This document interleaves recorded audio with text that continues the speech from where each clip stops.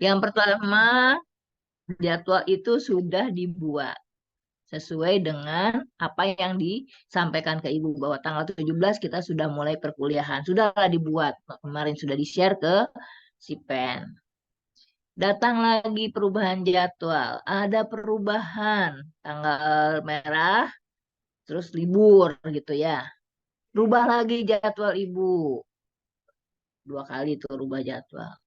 Tadi pagi dapat lagi berita rubah lagi jadwalnya, Bu. Sakit kepala saya bikin jadwal 3 kali. Pusing saya jadwalnya. Ya. Nah, tapi nggak apa-apa. Kita coba.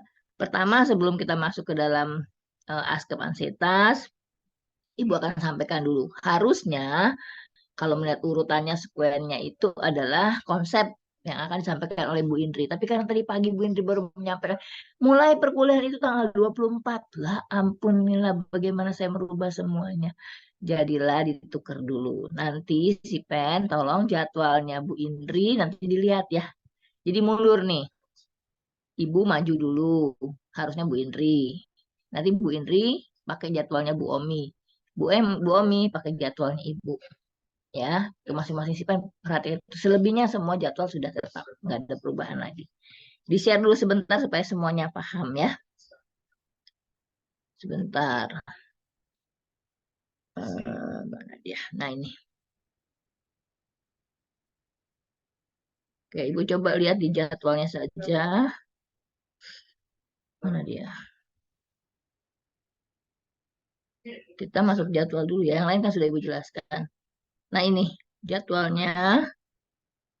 Karena kontrak program sudah dilakukan, dia tetap pertemuan pertama. Kemudian yang lain-lainnya diserahkan pada kelompok untuk membuat eh, hasil diskusi per kelompok dan yang psikofarmaka per individu. Makin cepat mengerjakannya makin baik sehingga ibu bisa cepat menilainya, dosen-dosen lain juga cepat menilainya.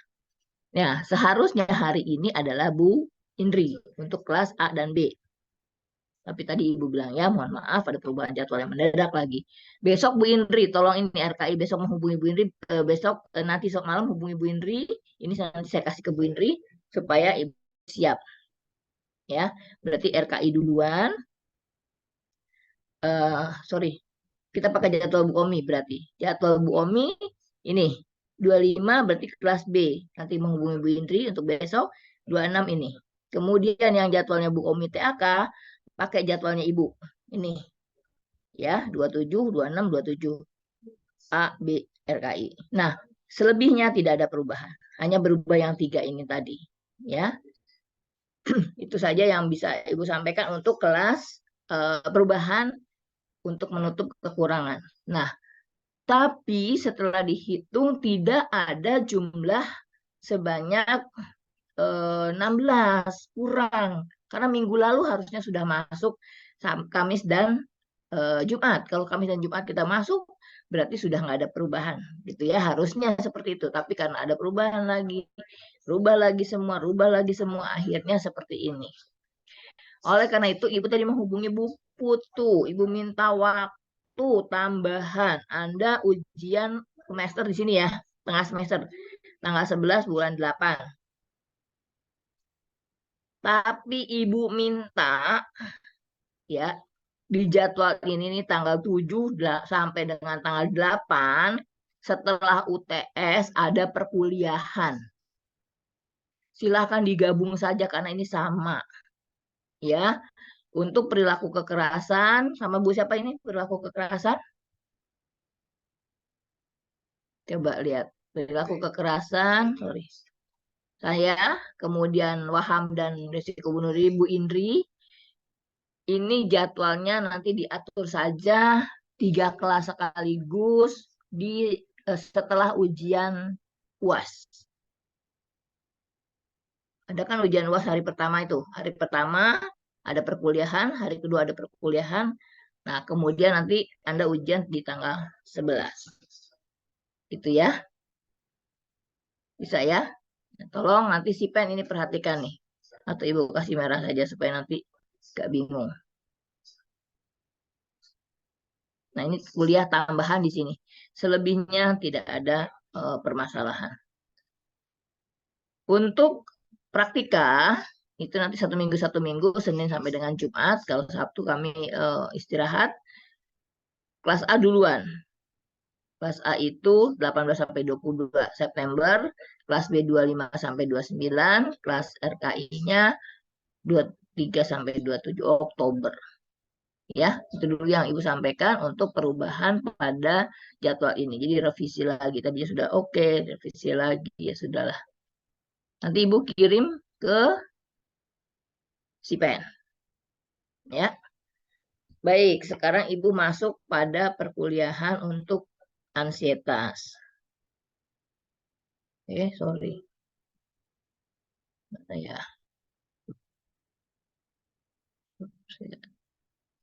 Nah,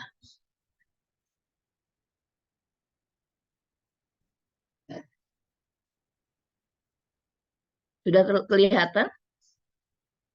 Sudah ya? Terlihat, Bu. Oke.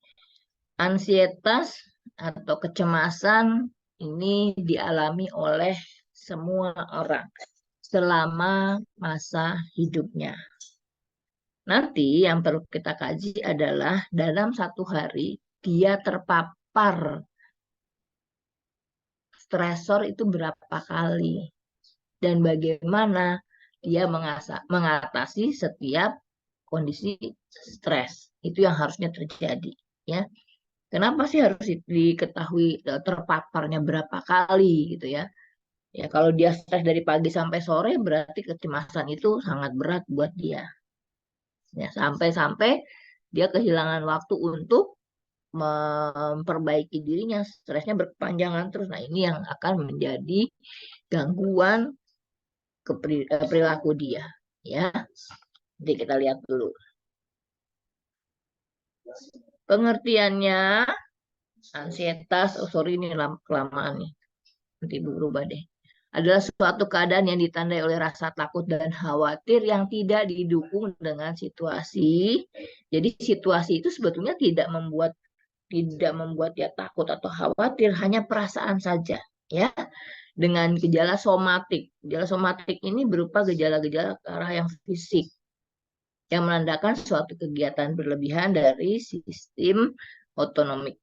Hal ini merupakan respon normal terhadap situasi yang mengancam dan dapat menjadi faktor motivasi yang positif dalam kehidupan seseorang. Apakah ansietas ini atau kecemasan ini diperlukan dalam kehidupan setiap orang? Iya, diperlukan. Alasannya untuk membuat orang itu paham bagaimana dia mengatasi berbagai situasi dalam kehidupannya. Dia belajar dan dia cepat menanggapi setiap persoalan, setiap hal yang datang pada diri dia. Karena penyebab ansietas itu nanti macam-macam, ya. Ansietas akan menjadi masalah jika berlangsung dalam waktu lama dan mengganggu perilaku adaptif. Yang perilakunya normal itu biasanya akan terganggu karena ada perubahan-perubahan pada fisik dan psikologis. Dan menjadi berat bagi individu yang mengalaminya. Kenapa begitu berat? Tergantung gitu. Kalau seseorang sudah terbiasa mengalami ansietas dan sudah mengenali penyebabnya, biasanya dia dengan mudah mengatasi hal tersebut. Tapi kalau dia mengalami itu belum pernah menghadapi masalah seperti itu, akan berat buat dia dalam melakukan adaptasi terhadap situasi yang ada, gitu ya. Contohnya gimana? Kalau seseorang belum pernah sakit, sekali waktu dia sakit, ini stresnya fisik ya, stres fisik. Tentu sakit ini akan berat buat dia karena dia ingin sembuh. Biasanya dia nggak kayak gini, ada rasa yang tidak enak di dalam tubuhnya. Rasa itu juga berpengaruh pada psikologisnya, ya. Nah, seperti itu. Kita akan lihat nanti jenisnya apa saja, ya. Sorry, ini sudah ya. Nah, karakteristik ansietas. Yang pertama merupakan emosi dan bersifat subjektif, berbeda seorang dengan yang lain, ya. Mungkin saya ketika berhadapan dengan stresor yang ringan biasa aja, nggak saya pikirin, ya. Tapi ketika saya berhadapan dengan situasi yang besar baru saya mulai ngatasi itu dengan berbagai cara. Kita menggunakan mekanisme coping, ya. Tapi buat mereka yang kurang kuat gitu secara psikologis, menghadapi stresor yang ringan saja sudah berat banget, akan berbeda-beda, ya. Sumbernya tidak jelas, tapi yang jelas bisa menimbulkan ada rasa takut. Dan di sini dikatakan ansietas itu menular. Kalau satu cemas, yang lain ikut cemas. Ya, makanya kalau seseorang cemas jangan dekat dengan orang yang lain. Orang lain juga kalau lihat temannya cemas harus kuat dulu dia baru bisa dia berinteraksi dengan orang lain. Karena di situ akan terlihat dia ikut cemas. Apa nih? Apa nih? Bagaimana ini? Bagaimana? Tapi kalau sudah semuanya mengarah kepada kecemasan, maka persepsi dia akan semakin menyempit. Lapangan pemikiran dia akan semakin menyempit. Tidak tahu lagi jalan keluar apa yang harus dia tempuh. Tidak tahu lagi bagaimana solusi menghadapi masalah tersebut. Biasanya seperti itu, ya. Jadi stres itu boleh terjadi pada kita tapi ringan saja. Kondisinya dari tidak stres, stres ringan, stres sedang, stres berat. Sampai situ aja, jangan sampai stres berat betul. Apalagi sampai ke panik. Nah, itu susah. Ya. Stres ini tersendiri terjadi akibat adanya ancaman pada harga diri dan identitas. Iyalah, ketika kita tersentuh pada harga diri kita atau pada diri kita sebagai individu, ini akan membuat kita cemas. Jangan-jangan orang ini akan membuat kita seperti ini. Jangan-jangan, jangan-jangan. Nah, itu yang bisa terjadi pada kecemasan. Nah, di sini perlu adanya keseimbangan antara keberanian dan juga kecemasan. Dengan keberanian kita bisa memikirkan solusi apa sih yang harus kita tempuh untuk memecahkan masalah yang sedang kita hadapi.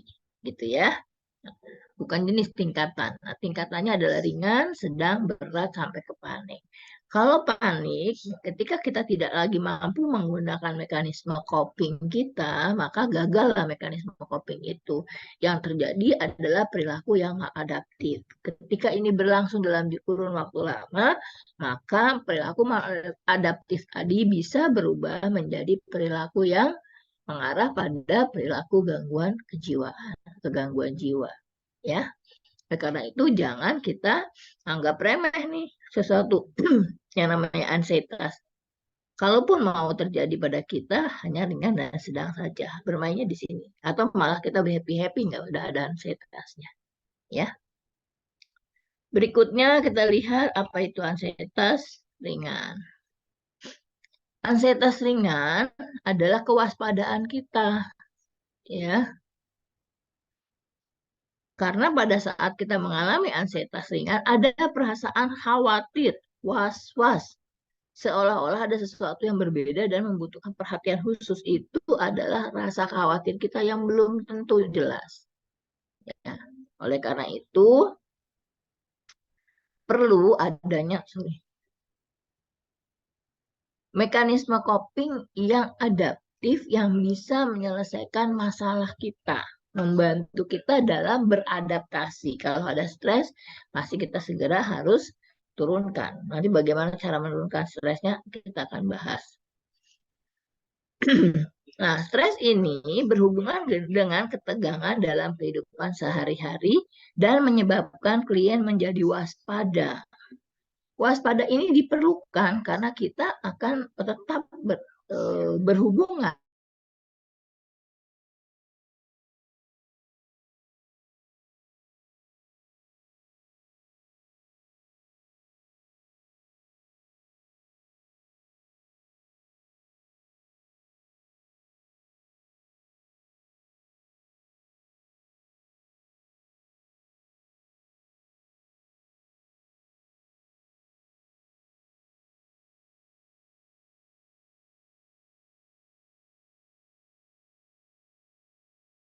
stres sedang. Nah, masih di stres ringan, pada tahap ini pasien atau klien termotivasi untuk belajar dan menghasilkan pertumbuhan serta kreativitas di mana responnya adalah respon fisiologis, kognitif, perilaku emosional, dan dalam batas-batas normal. Dia masih bisa melakukan fungsi tubuhnya, perannya dengan baik. Ya, karena dia masih ringan.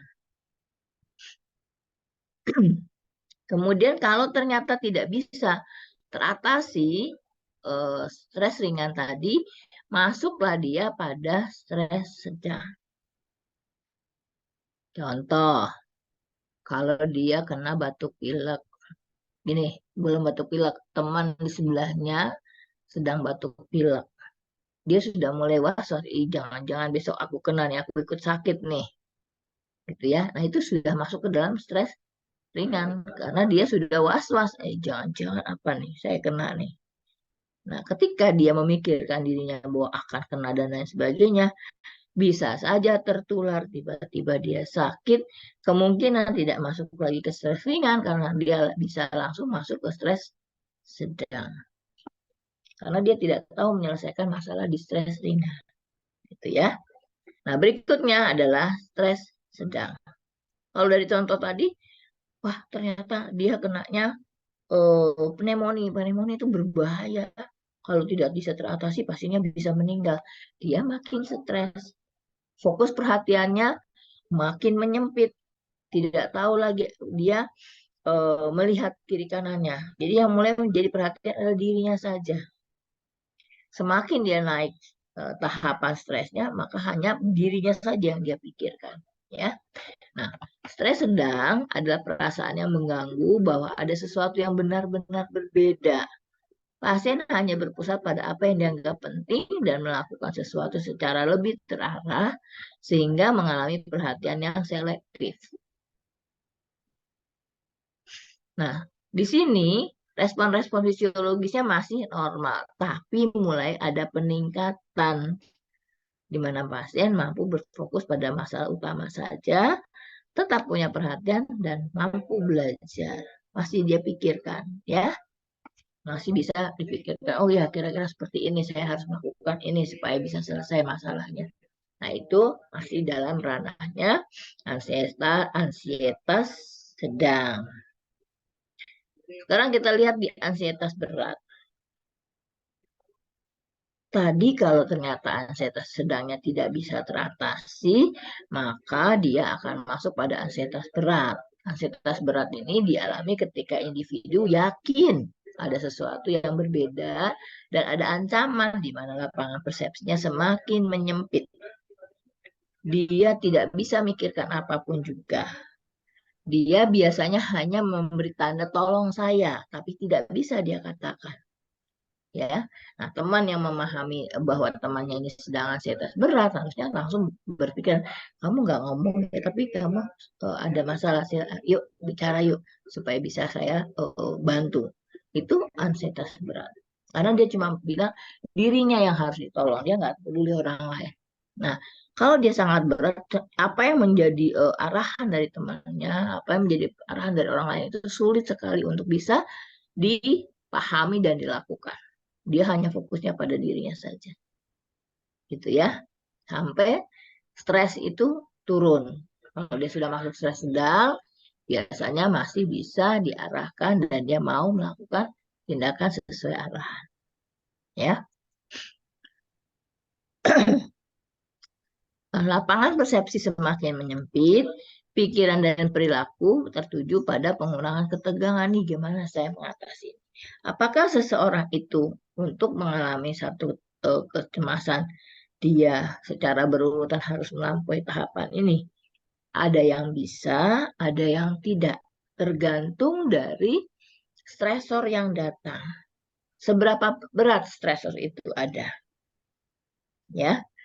Nah, di sini kalau untuk pasien berat itu biasanya memerlukan pengarahan dan pemusatan perhatian, ya. Dia hanya mampu untuk sesuatu yang sifatnya terinci dan spesifik, terutama untuk menolong dirinya. Gitu. Kalau yang ringan, misalnya Anda besok mau ujian UTS, mau ujian UAS, itu sudah terjadwal dan Anda pasti stres. Ujiannya ini aku belum baca nih. Ya, UAS, UTS.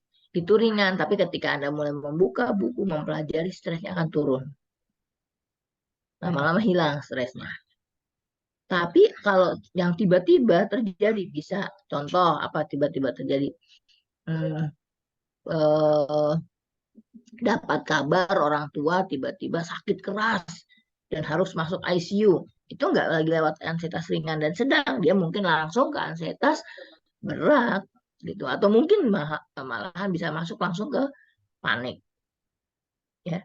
Tergantung dari stresor yang ada, stresor yang datang. Stresor itu adalah penyebab stres yang harus kita kenali penyebabnya apa. Berasal dari fisik, berasal dari psikologis, berasal dari sosial, yang mana dia. Seberapa besar datangnya stresor tersebut. Berapa kali sudah membuat dia seperti itu. Itu juga jadi bahan pemikiran kita, ya. Kalau yang sudah biasa kena stres berat, ya mungkin dia cuek aja karena dia sudah tahu, bentar lagi juga selesai, bentar lagi. Atau mungkin dia punya gejala-gejala yang muncul ke fisik, disimpan, nanti akan muncul gejala-gejala fisik seperti sakit lambungnya, pusing yang nggak jelas, kemudian gatal-gatal yang nggak jelas, itu juga bisa kita tandai sebagai salah satu gejala bahwa seseorang sedang mengalami ansietas. Panik. Nah, panik adalah suatu keadaan di mana individu mengalami ketakutan emosional yang besar seperti akan terjadi malapetaka. Juga adanya ketidaknyamanan fisiologis yang digambarkan dengan keadaan terperangah, takut, dan teror. Pada kondisi ini, klien tidak mampu lagi melakukan sesuatu walaupun dengan pengarahan, sehingga klien merasa tidak berdaya. Kondisi panik melibatkan disorganisasi kepribadian, terjadi peningkatan aktivitas motorik, menurunnya kemampuan berhubungan dengan orang lain, persepsi menyimpang, dan kehilangan pemikiran rasional. Dalam kondisi panik seperti yang kita lihat, misalnya seseorang itu tiba-tiba dikabari ada sesuatu yang di luar perkiraannya. Pagi-pagi nggak apa-apa kok tiba-tiba sekarang harus masuk ICU. Oh, dia jalan mondar-mandir, mungkin dia beser urin, dia bolak-balik ke kamar mandi, ya. Terus dia nggak jelas lagi mau melakukan apa, atau mungkin dia bisa teriak-teriak. Nah, kadang-kadang setelah panik itu adalah kelelahan. Karena lelah secara fisik, juga lelah secara psikologis. Akibatnya dia bisa pingsan. Nah, bisa juga kalau dia punya penyakit jantung, ya pasien dengan kondisi panik seperti ini langsung mengalami kegagalan jantung yang mendadak, terus mengakibatkan kematian. Ya. Jadi stres ini memang berpengaruh besar pada sistem tubuh kita. Oke. Berikutnya kita lihat tanda-tanda dan gejala fisiologis. Kalau kita stres, apakah itu ringan, sedang, atau berat, bahkan panik, maka akan terjadi pada seluruh sistem tubuh kita perubahan dari kondisi normal. Ada peningkatan-peningkatan di situ. Ya, ritme tubuh kita berubah. Kenapa? Karena semuanya ini adalah upaya tubuh untuk menyeimbangkan kondisi yang ada. Ketika kita ansietas, maka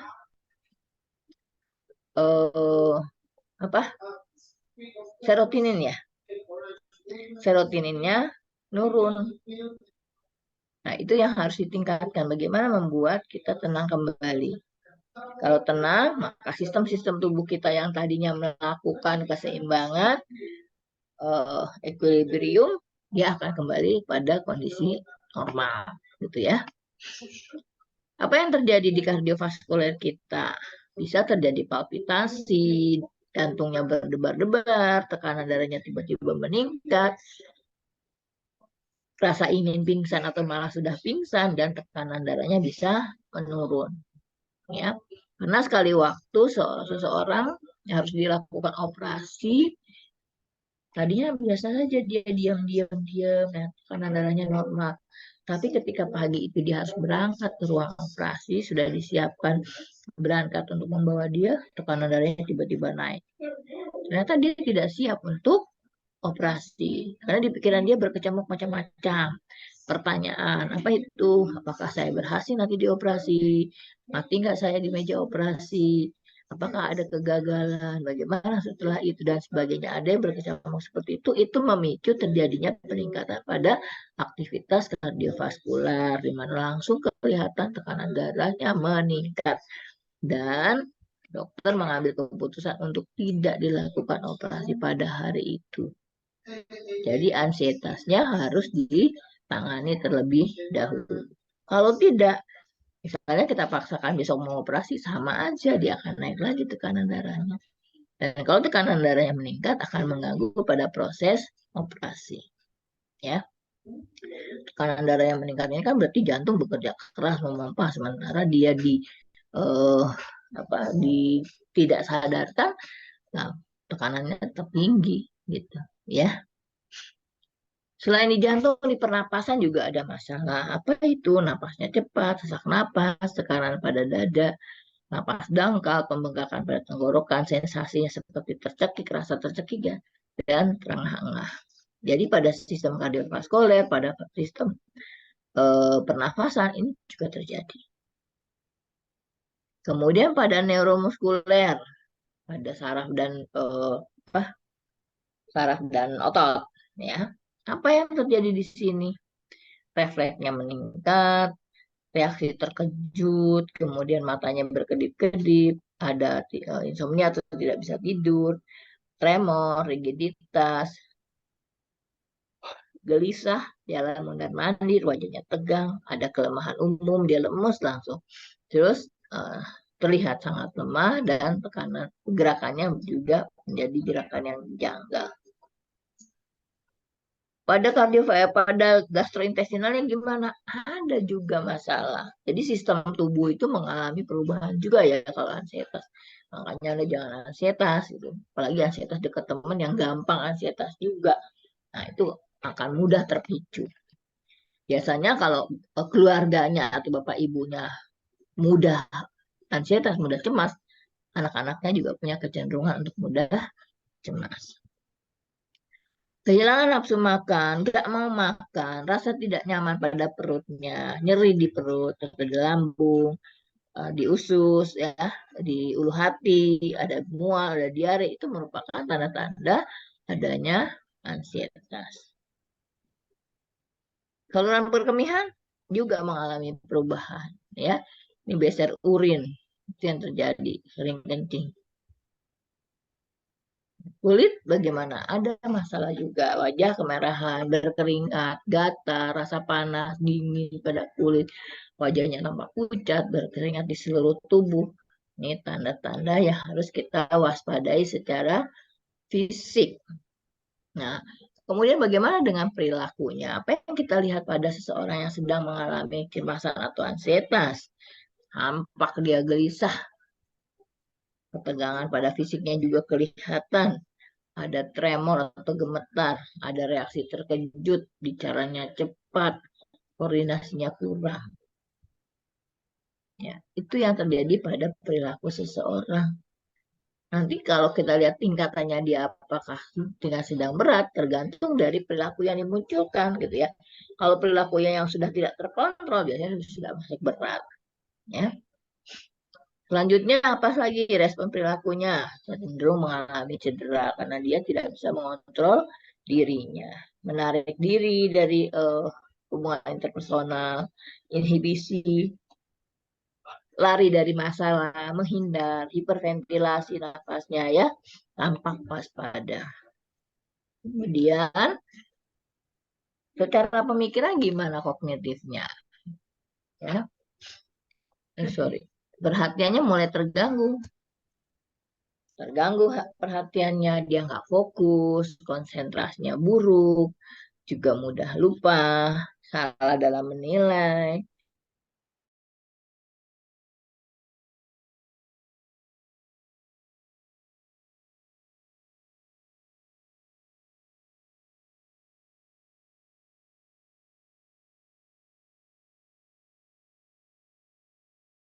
tidak bisa melakukan aktivitas sehari-hari. ADL-nya sulit untuk dia lakukan, gitu ya. Tanda dan gejala dari kognitif masih berlanjut. Kalau kita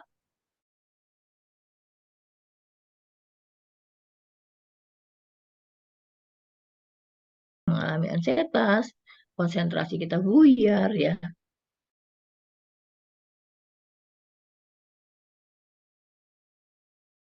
Perasaan sangat waspada, kecurigaan yang besar, kesadaran diri, kehilangan objektivitas, ya, kehilangan kendali diri, takut pada gambaran-gambaran visual yang dia lihat, terus takut pada kematian, memikirkan kilas balik, jangan-jangan, jangan-jangan, jangan-jangan gitu ya, dan pikiran punya mimpi buruk. Selanjutnya, nah bagaimana dengan afektif itu dari perasaan dia. Kalau tadi kita udah lihat dari sistem uh, fisiologisnya, sistem organnya. Kemudian kita lihat lagi dari perilakunya. Sekarang kita lihat dari perasaan dia. Gimana sih perasaan dia sebenarnya? Ya, afektifnya mudah terganggu, tidak sabaran, gelisah, tegang, gugup, ketakutan, waspada, ada kengerian, ada kekhawatiran, ada kecemasan, ada rasa mati rasa, ada rasa bersalah, ada malu. Ini yang ada pada afektif seseorang yang sedang mengalami kecemasan. Berikutnya, oke, sampai sini dulu. Kira-kira ada yang mau ditanyakan enggak? Nanti sambil Ibu lanjutkan. Halo, Bina masih boleh ada Bu. kah? Halo, Bina nggak dengerin, Bu. masih dengerin? Nanti Ibu ngomong sendiri. Oke, Iya, Bu. lanjut ya. Nggak dengerin, Bu. Fokus pengkajian ansietas. Kita harus mengkaji pada hal-hal yang sifatnya pada faktor predisposisi, presipitasi. Kita lihat sumber coping, mekanisme copingnya seperti apa ya di pengkajian. Predisposisi itu adalah faktor penunjang yang bisa menyebabkan seseorang itu mengalami ansietas. Kalau dari teori psikoanalisa, ansietas merupakan konflik elemen pribadi antara id dan superego. Apa itu id? Dorongan insting. Insting yang ada di dalam diri kita yang kuat sekali, yang ada atau muncul sejak kita masa bayi. Dan hati nurani atau ini yang mengatur antara id dan ego, kita sebut super ego atau hati nurani, ini yang selalu mengatur dan mengingatkan kita di bawah kontrol norma-norma, ya, norma sosial, norma agama. Dia selalu mengingatkan, jangan melakukan itu, karena ada norma sosial, ada norma agama di situ. Jadi sebetulnya ansietas ini adalah konflik dari kepribadian kita. Kita punya tiga unsur di dalam kepribadian kita, yaitu id, ego, dan super ego. Kalau id ini selalu menuntut, misalnya saya harus punya ini, saya harus begini, itu adalah kebutuhan si id. Sementara super ego ini adalah pengontrol, mengingatkan. Satu lagi adalah ego. Ego itu yang mau akunya yang paling tinggi. Ya, aku yang harus didengar, aku semuanya aku. Makanya kalau seseorang itu terlahir sebagai anak tunggal, karena semua perhatian ada pada dia, maka yang sering muncul lebih banyak adalah ego. Centeringnya harus dirinya, atau senternya atau pusatnya harus dirinya. Padahal seharusnya id, ego, dan super ego ini adalah seimbang. Gitu ya. Ansietas mengingatkan ego akan adanya bahaya yang perlu diatasi. Ego jangan macam-macam kamu, gitu.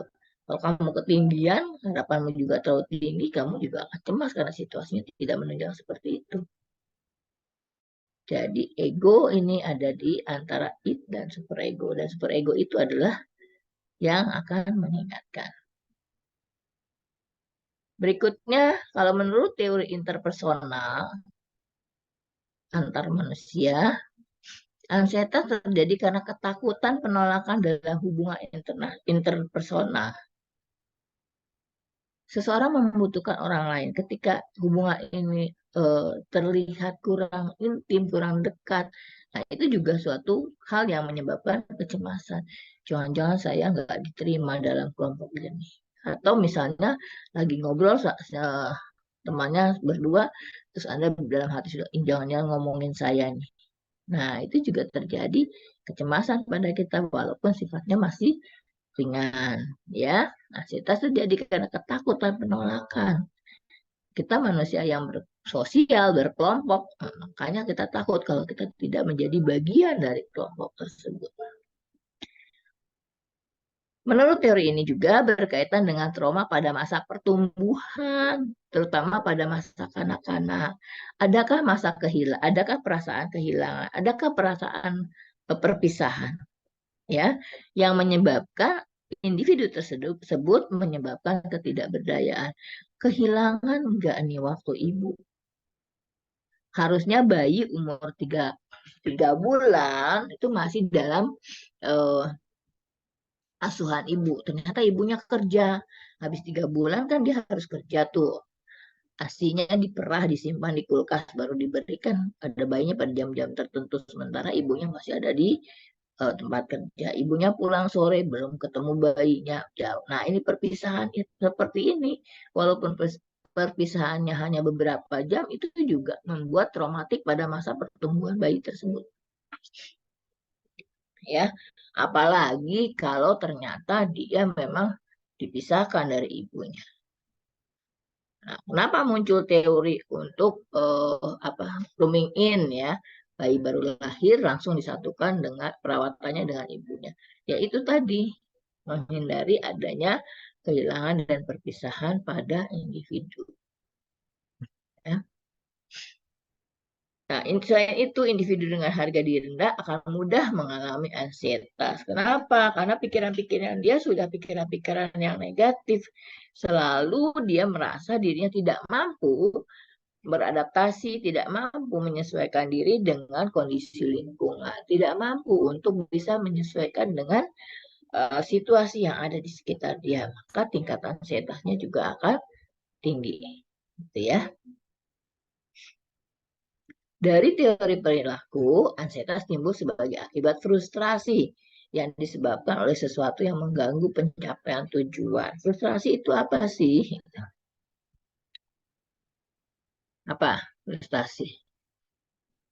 Harapan tidak sesuai dengan kenyataan. Itu yang bisa menyebabkan seseorang mengalami frustrasi. Dia langsung bisa kaget, cemberut, ya. Itu reaksi-reaksi dia itu kalau dia sedang mengalami frustrasi. Nah, apa sih ini?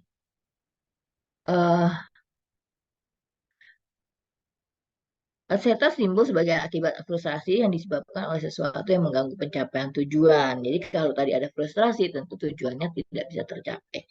Hal ini merupakan dorongan yang dipelajari untuk menghindari rasa sakit atau nyeri. Karena kalau kita mengalami satu kegagalan, itu pasti akan menyebabkan rasa sakit.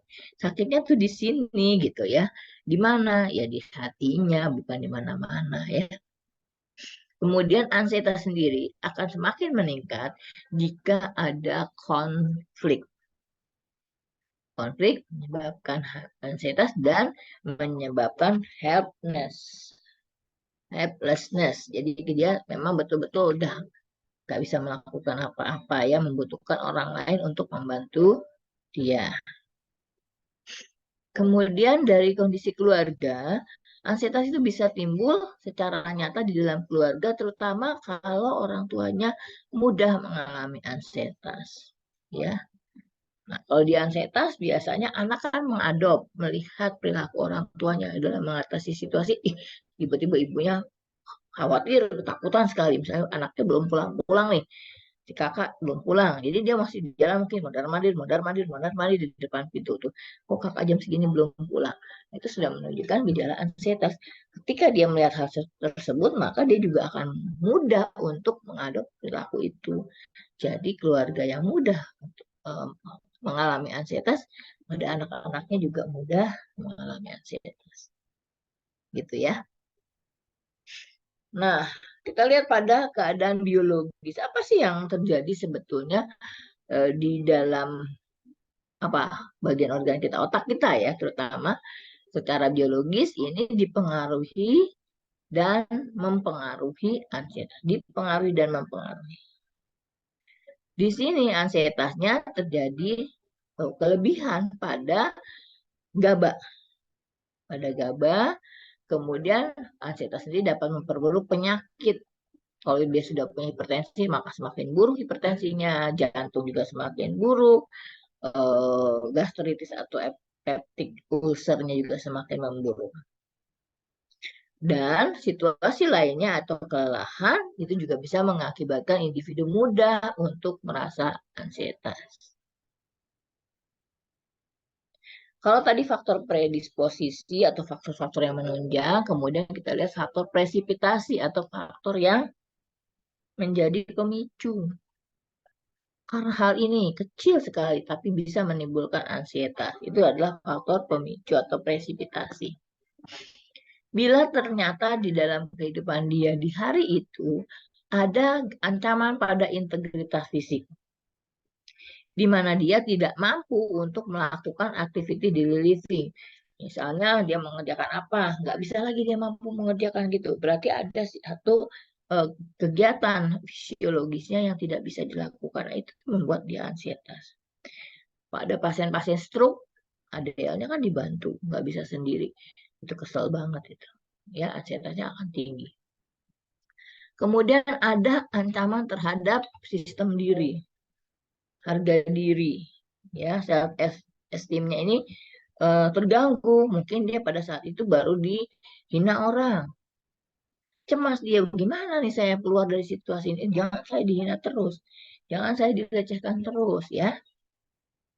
Nah, seperti apa? Contohnya, dia PHK. Kalau PHK ini pasti menyebabkan aku tidak mampu melakukan apa-apa. Aku gagal, aku belum bisa membiayai keluargaku dan sebagainya. Pikiran-pikiran seperti itu muncullah pikiran-pikiran negatif yang mempengaruhi kehidupan dia, ya. Hingga menimbulkan kesulitan dalam melakukan peran-peran baru dia. Ansietas sendiri misalnya gini, perubahan peran Anda. Kalau Anda lulus, terus Anda menikah, itu pasti ansietas. Perubahan peran dari seorang individu yang harus menjadi peran, misalnya kalau perempuan seorang ibu, seorang istri, itu punya peran baru, pasti mengalami ansietas. Bisa nggak saya melaksanakan peran-peran ini? Ya, jangan-jangan saya nanti nggak disukai kalau saya melakukan ini. Jangan-jangan saya nanti ditentang kalau saya melakukannya, banyak hal, ya. Faktor penyebab lainnya bisa gabungan dari penyebab timbulnya ansietas itu sendiri, baik genetik, perkembangan, stresor fisik, stresor sosial, ya. Oke. Nah, dari perilaku kita lihat ansietas dapat diekspresikan langsung melalui perubahan fisiologis dan perilaku secara tidak langsung melalui timbulnya gejala atau mekanisme coping untuk mempertahankan diri dari ansietas.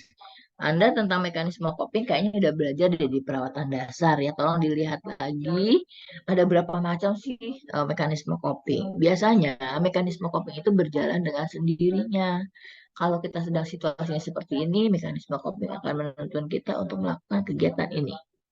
Nah, ketika mekanisme coping itu tidak mampu atau tidak sanggup lagi untuk mengcounter perilaku kita, maka harus menggunakan mekanisme coping yang lain, berubah mekanisme copingnya. Misalnya Anda kesel, Anda dihina, atau Anda dilecehkan, Anda tidak dianggap, Anda marah, itu kan merasa harga diri rendah ya. Harusnya kan kalau Anda baik, harga dirinya tetap dipertahankan. Apa sih yang membuat kamu tidak suka sama saya? Yuk kita selesaikan masalah itu, kan selesai seperti itu. Tapi Anda menggunakan mekanisme coping yang negatif atau maladaptif. Misalnya Anda kesel, Anda banting pintu, kan nggak sesuai. Mekanisme coping itu tidak sesuai dengan uh, apa namanya situasi. Kalau harusnya diselesaikan dengan baik-baik, Anda menggunakan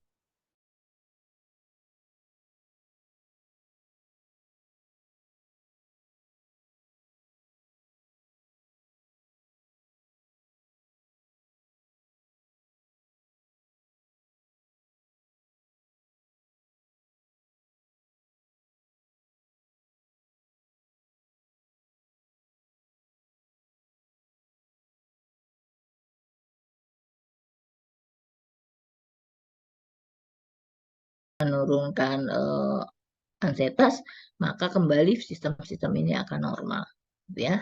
Dari perilaku kita bisa melihat motoriknya seperti apa, afektif dan kognitifnya juga akan kita lihat seperti apa, ya. Kalau dia masih gelisah, bicaranya masih cepat, pemikirannya nggak fokus, itu berarti masih ansietas. Ansietas bisa nggak diturunin mendadak? Enggak, itu ya jangan. Dia turun pelan-pelan, ya. Nanti upayanya juga akan kita berikan. Nah, mekanisme coping ini ada dua. Mekanisme berdasarkan tugas digunakan untuk memecahkan masalah atau konflik memenuhi kebutuhan. Di sini kita lihat situasi stresnya, kemudian disadari dan berorientasi pada tindakan. Reaksinya itu bisa berupa reaksi melawan, ya bisa berupa menarik diri, bisa kompromi. Nah, ini yang sebetulnya kita inginkan adalah kompromi sehingga Anda keluar sebagai orang yang kuat gitu. Bukan keluar sebagai orang yang menarik diri. Kalau di situasi ngumpet, nggak berani maju gitu ya, atau tidak melakukan perlawanan, dibiarkan saja orang menginjak kita, nah itu juga nggak bagus ya. Kemudian, nah kalau ini berdasarkan orientasi pada diri. Kita berusaha untuk melindungi ego kita,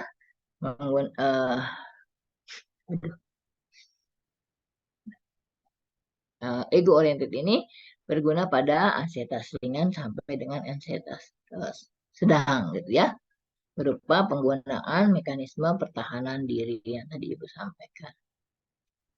Nah, kalau kita diminta untuk membuat pohon masalah kira-kira seperti ini. Pohon masalah itu sebetulnya adalah cara kita memikirkan gitu. Bagaimana sih sebetulnya menentukan core problem di sini? Core problem kita adalah ansietas atau kecemasan. Apakah nanti akan ringan, sedang, berat, atau panik? Kita lihat dulu dari penyebab di bawahnya. Kalau core problem atau masalah pokok atau apa namanya masalah utama itu biasanya di jiwa dikasih kotak. Itu menandakan bahwa dia adalah masalah utama. Di bawahnya adalah penyebab. Apa yang menyebabkan seseorang itu mengalami ansietas? Kita harus kaji apakah ansietas yang disebabkan karena masalah biologis atau masalah psikologis atau masalah sosial. Ini yang harus Anda tanyakan. Ada nggak kira-kira penyakit-penyakit atau hal-hal yang membuat dia tidak berfungsi secara biologis yang menjadi ketakutan buat individu tersebut? Kalau tidak ada, geser lagi ke sini. Kira-kira ada nggak sih masalah yang mengganggu dia selama ini yang membuat dia berpikir macam-macam menyebabkan dia punya pikiran-pikiran negatif?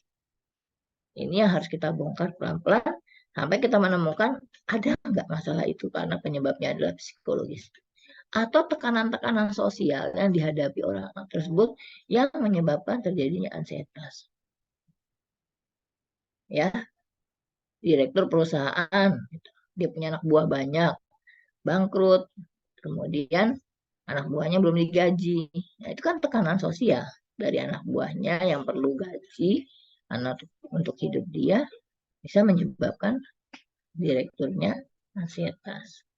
Jadi banyak hal yang bisa kita cari ya. Nah, ansietas tadi sudah dikatakan bahwa kalau dia makin berat maka fokusnya makin menyempit. Pikirannya tidak ada jalan solusinya, harus dibantu oleh orang lain. Lemas yang ada ya, lapangan pandangnya juga semakin menyempit. Fisiologisnya juga mengalami perubahan-perubahan, penurunan atau mungkin percepatan karena memang dia memicu untuk reaksi-reaksi tubuh. Maka kalau ansietas ini tidak diatasi akan menyebabkan kondisi ketidakberdayaan. Ini yang disebut dengan akibat. Jadi kalau bikin pohon masalah, kita cari penyebab core problemnya atau masalah utamanya, kemudian pikirkan apa penyebabnya, dan pikirkan juga kira-kira kalau tidak diatasi akan terjadi apa akibat. Itu ya. Rencana pada ansietas, tindakan. Mau ngapain sih kita nih? Tentu aja kita akan menunjukkan bagaimana mekanisme coping yang adaptif untuk mengatasi stres.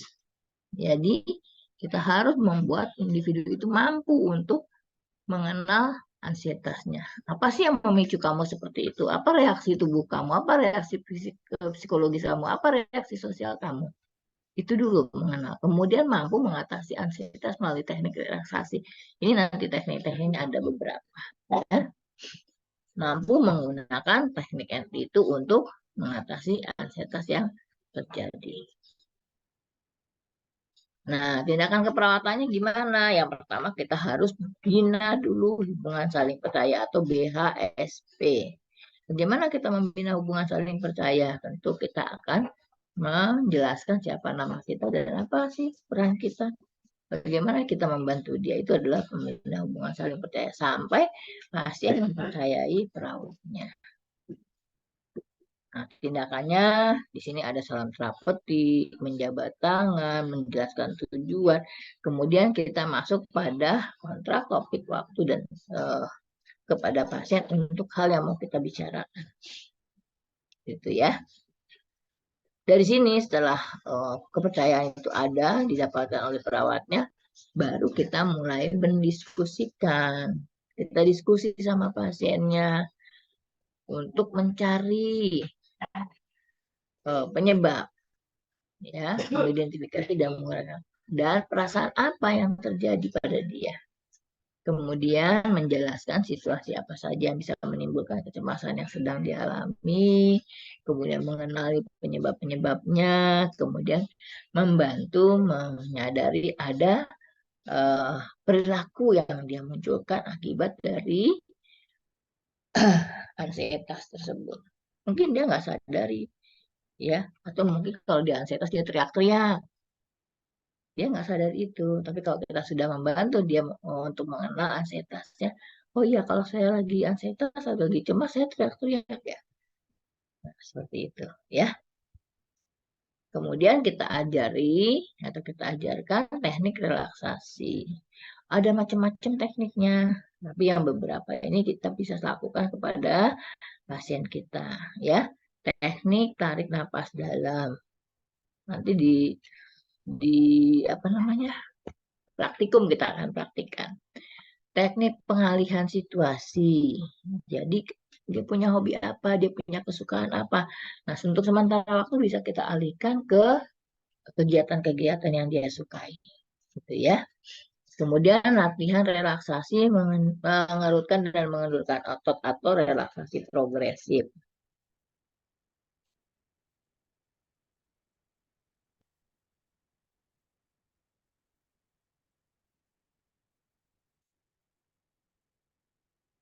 Selanjutnya adalah hipnosis diri sendiri atau latihan 5 jari atau kita kenalnya hipnosis 5 jari.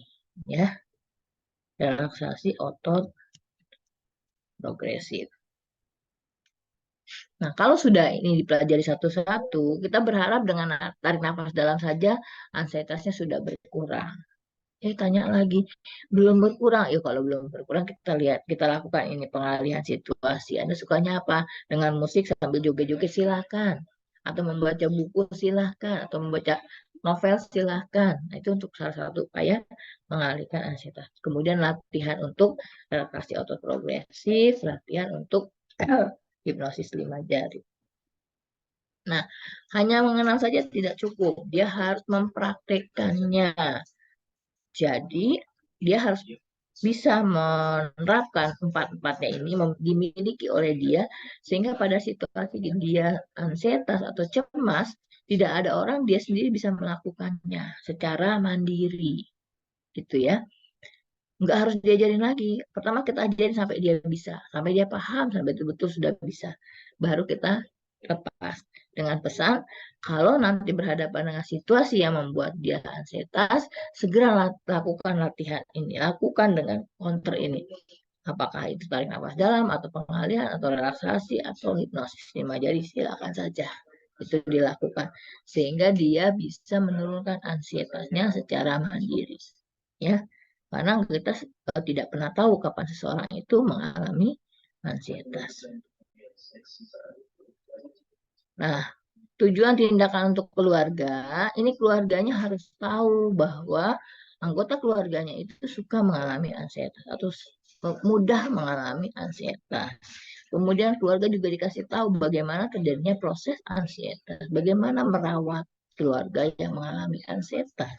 Kemudian dilatih juga yang 4 tadi, tarik nafas dalam, kemudian pengalihan situasi, kemudian relaksasi atau progresif, hipnosis 5 jari, latih juga sehingga pada saat dia menemukan keluarganya dalam kondisi ansietas, dia juga bisa membantu keluarganya.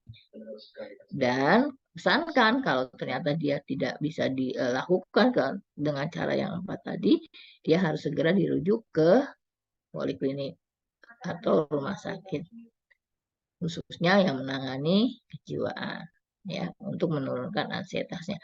Karena kalau sudah terlalu berat, pasien-pasien juga perlu diberikan obat anti ansietas, ya. Nah, selanjutnya kita juga melakukan diskusi-diskusi pada keluarga pasien, diskusikan masalah yang dirasakan oleh keluarga, kemudian tentang proses terjadinya ansietas, kemudian tentang penyebab dan akibat dari ansietas itu apa, sehingga keluarga itu paham, ya.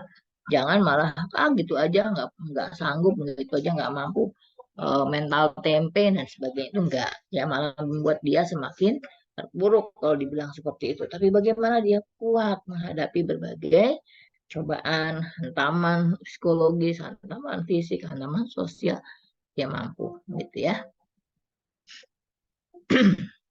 Nah, ini tadi pada keluarga juga dilakukan latihan-latihan untuk membantu keluarganya.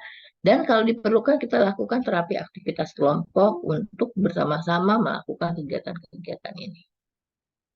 Itu kalau di rumah sakit yang memungkinkan untuk dilakukan seperti itu. Selanjutnya, evaluasi dan dokumentasi ini perlu, karena rangkaian terakhir dari ASKEP adalah evaluasi dan dokumentasi. Yang perlu kita lihat adalah apakah ansietas pasiennya menurun setelah kita melakukan intervensi pada dia, setelah melakukan implementasi pada dia. Oh, saya merencanakan untuk menurunkan ansietas dengan cara hipnosis 5 jari. Nanti dari sekian banyaknya mana yang lebih cocok sama pasien, silakan saja pasien memilih sendiri. Ya, tidak semua pasien menggunakan 4 dia merasa yang cocoknya yang mana, yang bisa menurunkan ansietas dia itu yang mana.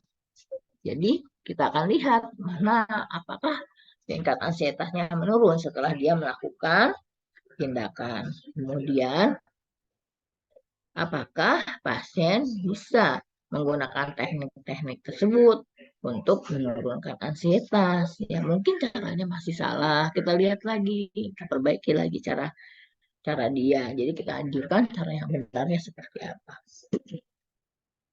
Selanjutnya, pasien menggunakan mekanisme coping adaptif. Nanti Anda pelajari ya, kumpulkan mekanisme coping apa saja yang adaptif. Mekanisme coping yang ada adalah ini dan adaptif apa saja, sehingga Anda nanti kalau mengarahkan pada pasien adalah arahnya pada mekanisme coping yang adaptif yang mampu untuk mengatasi ansietas.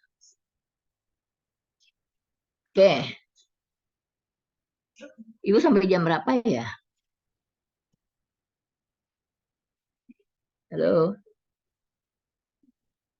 halo, Ibu, sampai jam berapa ya Ibu ya? untuk perawatan jiwa hari ini sampai jam 7 sampai jam 17.30. 17.30. Iya. Wow, ini baru 16, berarti 1 jam lagi ya? Hehehe. Kalau Oke, nah Ibu ingin mahasiswa membuat tugas nih. ansietas itu, Anda udah pernah sih belum membuat SP atau strategi pelaksanaan?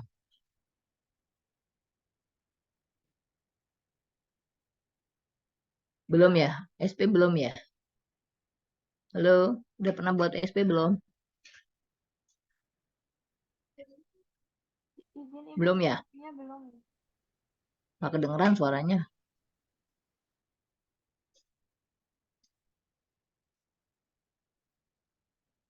SP belum buat, belum pernah. Nah, nanti gini maksud Ibu. Kalau di jiwa itu kita menggunakan strategi pelaksanaan sehari-hari, ya. Eh, sorry. Nah, buat strategi pelaksanaan tindakan dan analisis proses. Oh enggak, ini API ya. Ini nggak usah analisis proses API nih. SP-nya aja, SP jiwa, SP ansietas. Jadi Anda bikin untuk menurunkan ansietas itu gimana sih SP-nya? Nanti coba Ibu lihatin ya. Kemudian eh, yang harus Anda coba untuk searching adalah ini. Teknik tarik nafas dalam itu seperti apa?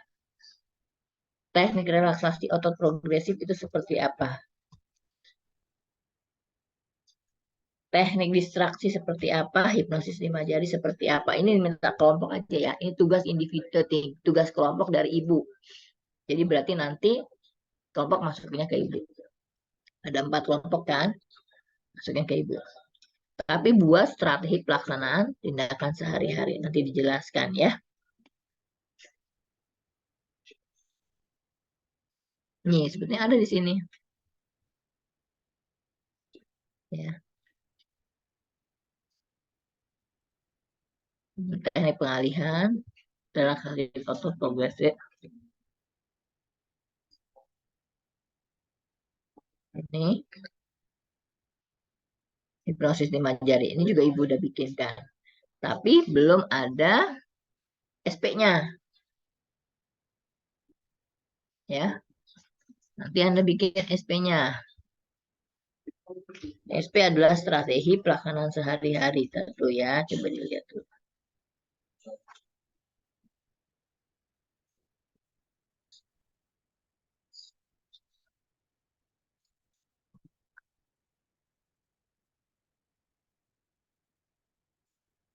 Ada pertanyaan?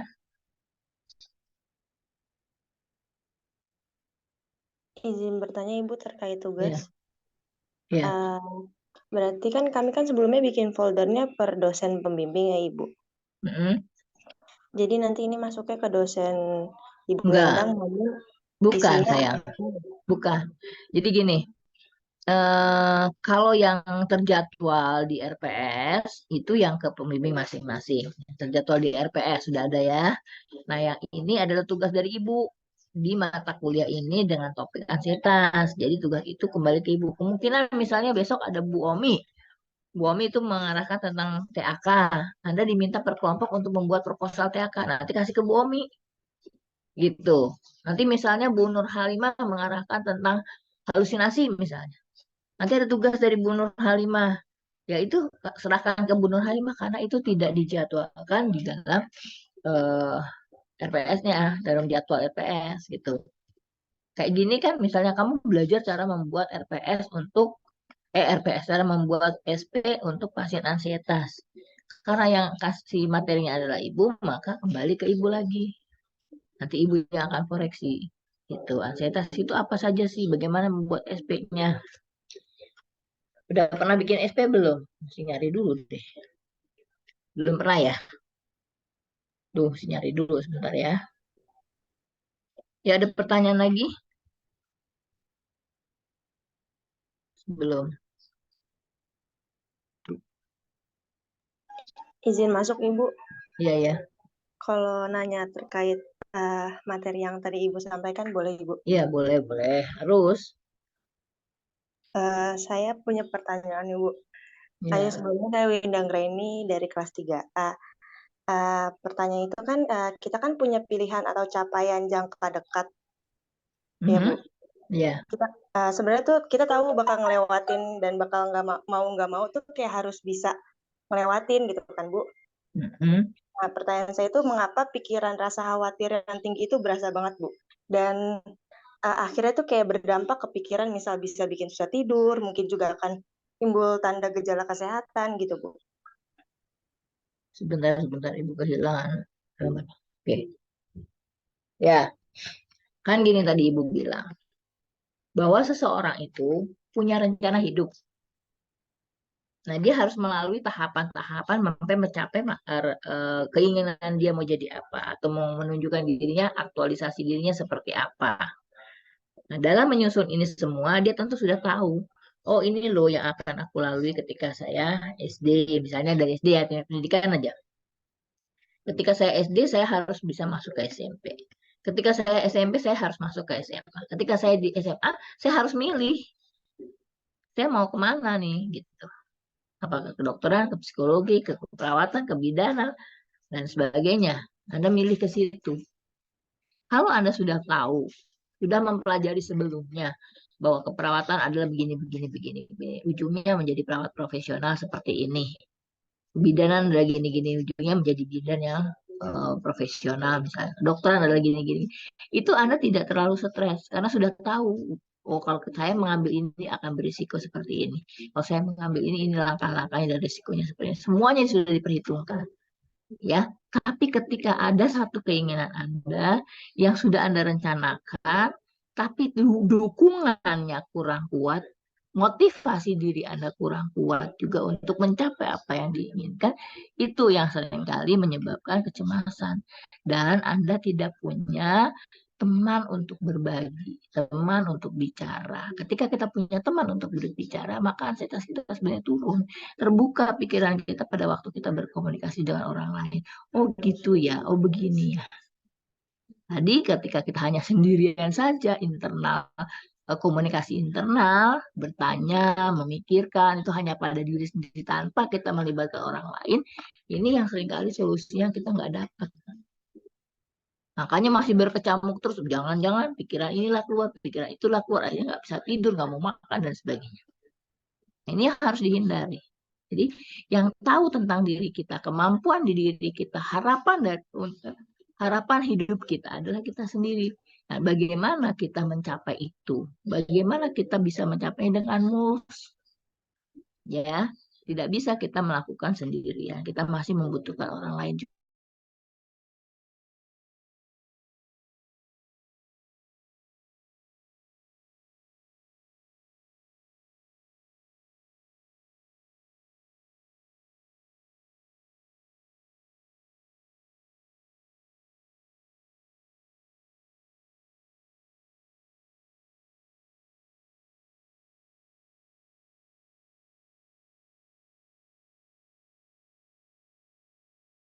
Eh, Zat yang ada di dalam otak kita, ya, serotonin itu zat untuk membahagiakan kita. Sedangkan kalau kita sedang stres, itu nggak ada kebahagiaan kita, ya.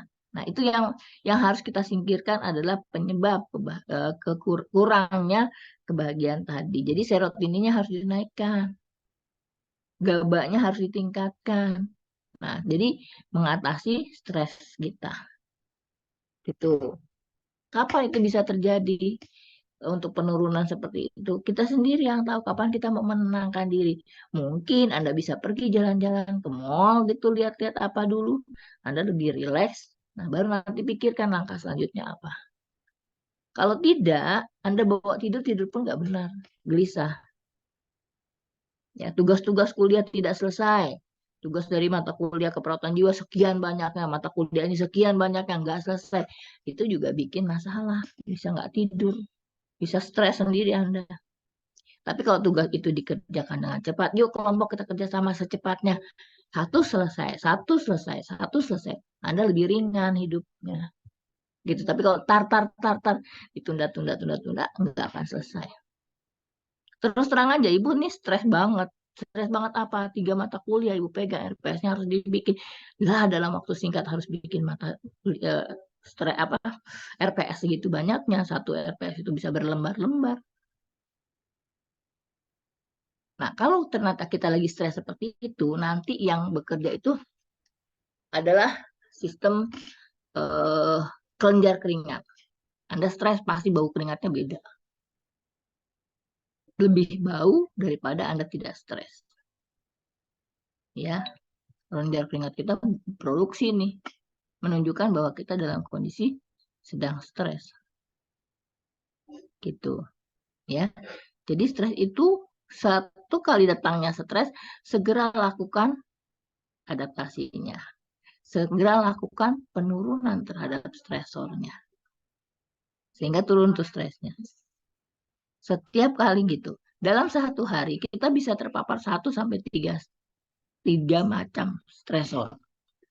Nah ini yang harus kita perhatikan ya. Kadang-kadang kita lupa sampai bikin kita nggak makan gitu kan. Itu juga ada lupa makan, lupa untuk minum, lupa untuk melakukan kegiatan yang untuk menolong diri sendiri. Gitu ya. Oke, kalau gitu untuk ibu nanti tolong dibuatkan nggak usah banyak-banyak. Kan sedikit tuh, cuma berapa?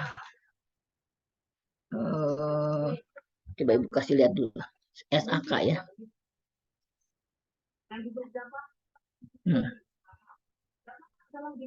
Nah, ini dalam SAK-nya nanti Anda lihat jelas bahwa SP1 adalah asesmen ansietas dan latihan relaksasi.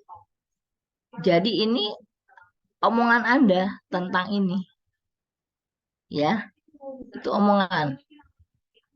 Nanti SP2-nya adalah ini. SP2 di ansietas itu evaluasi lagi, kemudian manfaat dari relaksasi dan latihan hipnosis 5 jari. Nanti SP3, enggak ada SP3, SP2 aja. Nah, ini untuk keluarganya. Ya. Kalau satu kelompok, ini 2, ya kita punya 4 kelompok, berarti untuk keluarga 2, untuk pasien 2, bagi aja supaya nggak berat ya. Anda nggak mungkin satu kelompok bikin 4-4-nya. Kalau Anda sudah lancar, bikin SP itu cuma 30 menit dan itu ada sekitar kalau ditulis tangan 4 lembar. Ya, kecilin dikit. Ya. Jadi kelompok 1 kasih ini misalnya SP1 pasien, kelompok 2 kasih SP2 pasien, kelompok 3 SP1 keluarga, kemudian kelompok 4 kasih SP2 keluarga. Jadi dia bahas itu. Isinya ya ini, membahas tentang ini. Isinya membahas tentang ini. Ya, isinya membahas tentang ini.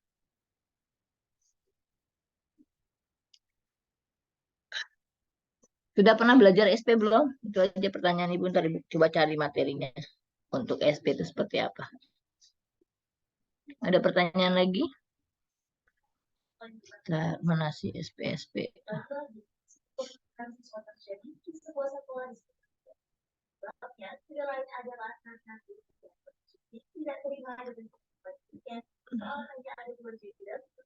Ayo pertanyaannya ada enggak?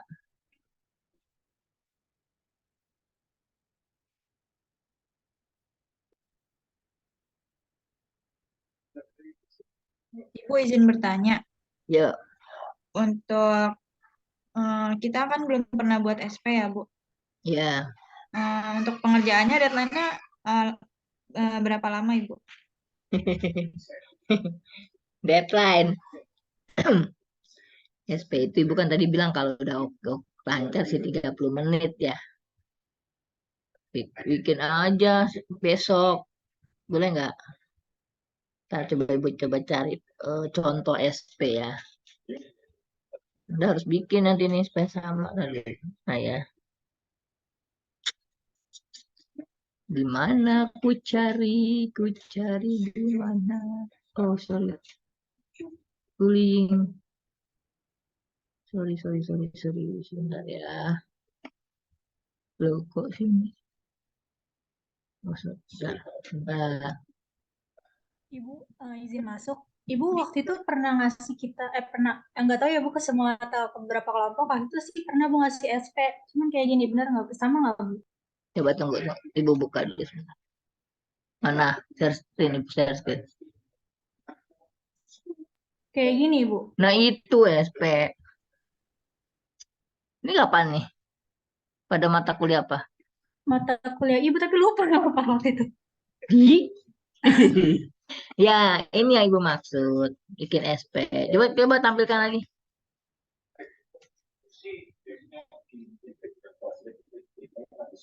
Mata kuliah komunikasi kalau nggak salah Bu. Nah, betul. Komunikasi. Ya, jadi SP itu adalah panduan cara kita ngomong ke pasien. Itu loh sebetulnya. Waktu Anda mahasiswa, ini harus ditulis. Tapi pada waktu Anda sudah perawat yang sebenarnya, sudah nempel, sudah membudaya di dalam benak kita, kita langsung ngomong ke pasiennya. Gitu loh. Ya, seperti ini. Bagus nih nyimpen masih Neng. Format strategi pelaksanaan, ya, tindakan keluaran pada pasien, pada klien atau pasien dengan ansietas. Pertemuan satu itu yang tadi SP1 ya. Pertemuan keduanya kalau pasien tidak berhasil dengan SP1-nya, ulang lagi. Boleh nggak ulang? Boleh. Pertemuan kedua tapi SP-nya tetap SP1. Tergantung. Kalau tetap pertemuan keduanya nggak berhasil juga waktu kita mengevaluasi dia dengan SOAP itu. Nggak berhasil, kita ulangi pertemuan ketiga tapi SP-nya tetap SP1. Boleh nggak? Boleh. SP-nya ini lagi Bu, dimodifikasi. Mungkin kita salah kemarin atau masih kurang gitu loh. Ya, ada dua hal yang dituliskan. Kondisi pasien ini isinya adalah DS dan DO. Kita karang aja. Kalau ansietas gimana sih? Ada pernah ansietas kan? DS Anda gimana, DO Anda gimana? Diagnosa keperawatannya ansietas. Tujuan tindakan keperawatannya apalagi? Menurunkan ansietas. Terus tindakan keperawatannya lihat SP1. SP1 ngapain tuh dibilangnya? Misalnya SP1 adalah mengkaji misalnya atau berdiskusi dengan pasien tentang ansietas. Boleh, Anda lihat nanti SP-SP yang Ibu mau kasih ya. Nah, itu tindakannya nanti ada di situ, mau ngapain saja. Baru kita masuk ke strategi komunikasi. Ketika di fase orientasi, pertama kita jelaskan tentang salam terapeutik. Selamat pagi, selamat siang, selamat sore, selamat malam, itu cukup di situ. Terus evaluasi validasi, gimana perasaan pasien pada saat itu. Apa yang dipikirkan pasien, apa yang dirasakan pasien. Ya, baru kita mau lakukan kontrak. Jadi ini bahasa kita nanti. Di sini salam terapeutik, koma-koma. Selamat pagi Pak, tutup lagi, koma-koma. Jadi kita bicara langsung pada pasien. Tidak ada jawaban pasien di SP, tapi apa yang mau kita katakan ke pasien. Gitu ya. Oke, topik. Pak, kalau gitu kita hari ini akan membicarakan tentang bagaimana mengenal ansietas. Cukup. Waktunya kira-kira 10 menit. Bapak maunya di mana nih tempatnya? Udah jawab waktu dan tempat. Tujuannya adalah membantu Bapak untuk mengenali ansietas yang ada pada Bapak. Udah selesai. Nggak banyak kan tulisan gitu. Terus fase kerja. Ini sesuai dengan materi Anda. Kalau tadi mengenal, yuk Pak kita diskusi tentang ansietas. Apa itu ansietas? Bagaimana tanda dan gejala dan sebagainya. Sesuai dengan SP yang satu tadi. SP1, SP2, SP3, SP4. Ya, itu disesuaikan dengan materi yang ada itu. Kemudian terminasi, setelah Anda bicara kan ada evaluasi yaitu subjektif dan objektif. Ini yang dinyatakan pasien. Pak, gimana perasaannya setelah kita diskusi? Gimana perasaannya setelah latihan tarik nafas dalam? Gimana perasaannya setelah kita lakukan hipnosis 5 jari? Kan gitu. Baru objektifnya kita suruh dia mengulang lagi. Atau kita tanyakan lagi. Tadi tujuannya apa ya Pak? Boleh Anda terserah Anda ya. Nah, RTL-nya baru kita PR-kan pada pasien. Nah, kalau gitu, nah misalnya SP1 tadi mengenal ya. Bapak kenali lagi barangkali ada yang belum Bapak nyatakan, belum Bapak katakan bagaimana sih sebetulnya tanda dan gejala yang muncul ketika Bapak mengalami ansietas. Nanti kalau ada ya tulis ya Pak ya. Udah, ini RTL-nya. Kalau dia diskusi mengenal. Tapi kalau misalnya dia tarik nafas dalam, PR-nya gimana? PR-nya tinggal latih ya Pak ya secara mandiri atau latih ya Bu secara mandiri. Tadi kan saya udah latih bagaimana tarik nafas dalam yang benar. Udah, RPR-nya cuma itu, nggak banyak. Baru Anda kontrak yang akan datang. Kalau gitu nanti kita ketemu lagi. Mau ketemunya mau hari ini kah, mau besok kah, mau sore nanti, ya terserah. Kita akan bahas lagi tentang ini. Waktunya jam sekian, kira-kira sekian menit. Tempatnya di sini atau tempatnya di mana terserah Bapak. Selesai. Tulislah itu, ditulis kata-katanya tergantung dari bahasa yang kalian miliki, bukan bahasa ibu. Bahasa sendiri, Anda kan punya bahasa apa pilihan-pilihan kata yang baik, silakan. Tapi inilah panduannya, ya. Nanti di-share ke temennya ya, Neng. Ya, udah ini SP-nya, betul. Iya. Ya, ada lagi? Tugasnya hanya bikin SP saja. Jadi kelompok 1 terserah kelompok mau dikocok kah mau apa. Nanti masukkan ke ibu itu mau diketik boleh daripada nulis tangan ya. Nanti kalau pada waktu kita praktikum itu Anda akan lebih banyak lagi SP-nya. Ada LP lagi. Ya, laporan pendahuluan. Oke. Harusnya hari ini juga dilatih untuk tarik nafas dalam. Tapi Ibu paling nggak bisa nih kalau tarik nafas dalam dilakukan sambil di sini. Kalau kita nggak ketemu langsung, sulit. Hipnosis 5 jari, tarik nafas dalam, relaksasi progresif. Nanti aja kalau ketemu ya. Kalau daring kita ingetin Ibu, harus latih itu. Supaya kita punya modal untuk mengatasi ansietas. Ibu rasa cukup ya? Ada lagi pertanyaan? Bu, Cukup. izin Apa ya? apakah suara saya terdengar, Ibu? Iya, iya. Dengar. Dengar ya? Iya, Ibu. Izin Bu, Ya, saya Lena silakan. dari RKI. Ya, Untuk penugasannya itu jadi deadline-nya besok ya, Bu? sok aja, jangan lama-lama. Lalu untuk Apa? bentuknya itu boleh diketikkan ya, Bu? Boleh. Yang gampang ya. Jadi sebetulnya kalau Anda balik lagi ke komunikasi yang lalu, udah gampang tuh bikinnya sebentar ya. Itu berkaitan kok. Jadi eh, apa namanya panduan kita berbicara ke pasien. Nah, itulah SP ya. Oke. Yang mudah lah diketik boleh. Jadi nggak susah-susah.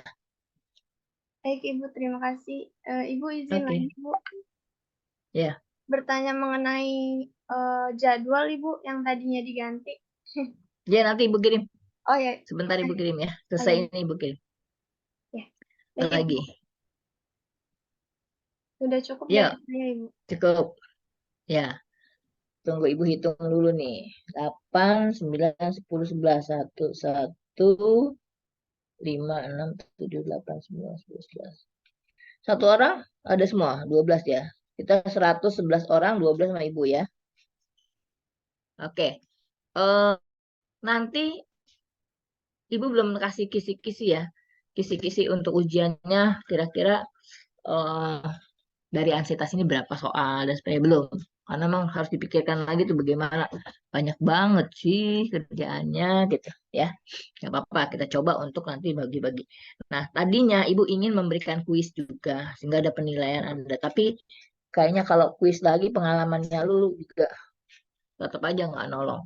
Jatuhnya tuh di UTS UAS gitu ya. Ada kuis, ada UTS UAS, ada praktikum.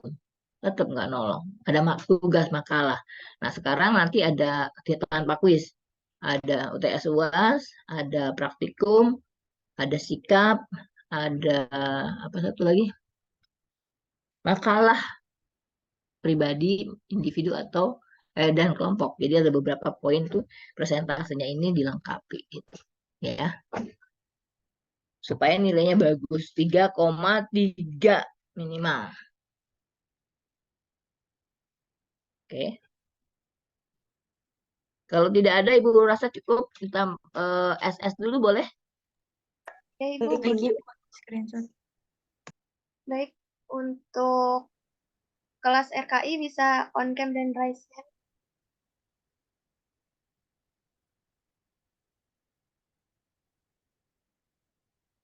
Baik, untuk slide 1 saya screenshot ya. 3, 2, 1. Selanjutnya untuk slide 2, 3, 2, 1. Baik Ibu, untuk kelas RKI sudah. Ya. Berikutnya siapa? Untuk kelas A boleh raise hand. Untuk SS-nya dibantu oleh Mei.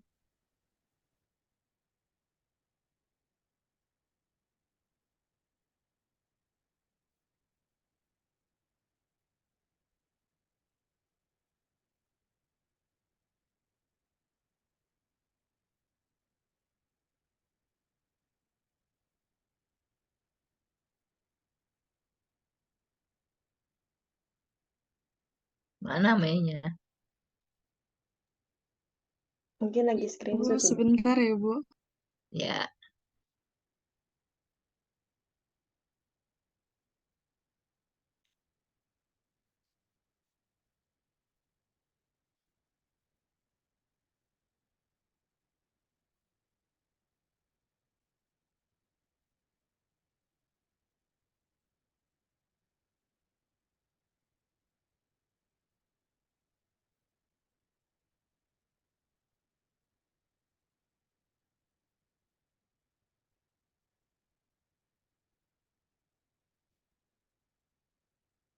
Ya, kelas A sudah selesai ya. Baik, selanjutnya dilanjut kelas B ya.